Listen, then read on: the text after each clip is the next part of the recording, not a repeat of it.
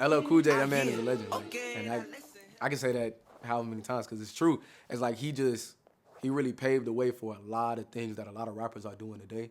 To where you look at like the Drakes and or really Drake, because Drake he be on some 69 guy shit, but he be doing some like just that whole persona of being a rapper and knowing that you do have a female fan base, you do have an audience of women who may look at you a certain way and kind of play into that. You know what I'm saying? And that's not necessarily something that was popular, back when he was doing it. So for him to be confident and secure in that and still be doing that, I don't want to disrespect LL Cool J. I don't know how old that man is, but I'm going to say, I don't know, 30, 40 years later, he been doing this a long time.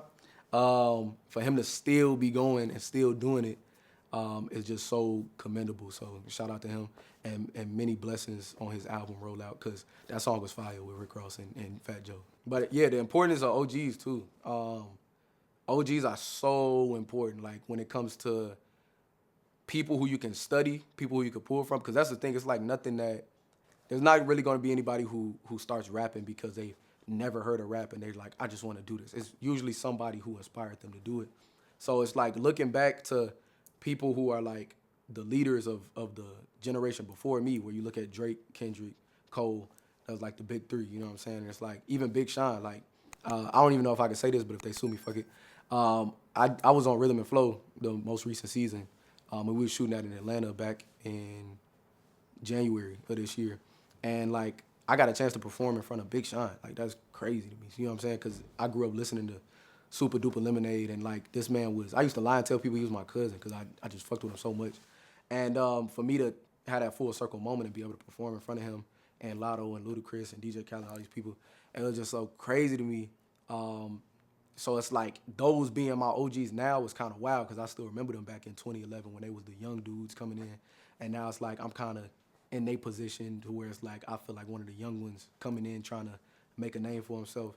And then also Busta Rhymes too. I was fortunate to be in the studio with Busta Rhymes and do a studio session with Cool and Dre, who are like all three of those people. Legend. Fat Joe too. I met Fat Joe. He's eating Chinese food at the same studio. So all of those legends, just being in their presence, you could feel their energy. Like you could feel the years and how seasoned and how experienced they are. So it's like you just kind of learn how to carry yourself to where it's like, man, Busta Rhymes don't do this in the studio. He don't do this in the studio. And you kind of start adopting those, techniques, and you like, okay, this is how you become a pro, at doing this, rapping, singing, whatever.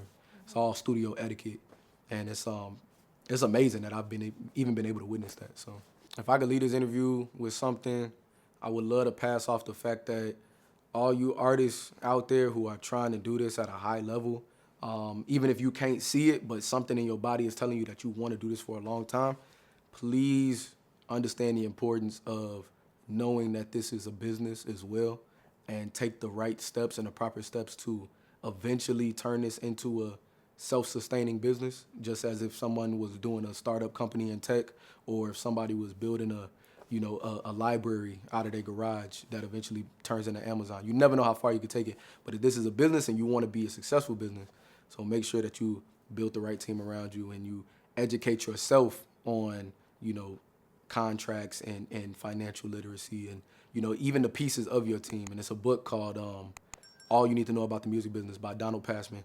Read that. I read that to cover 3 times, and it's saved my life. It's like the Bible of the music industry, so definitely read that.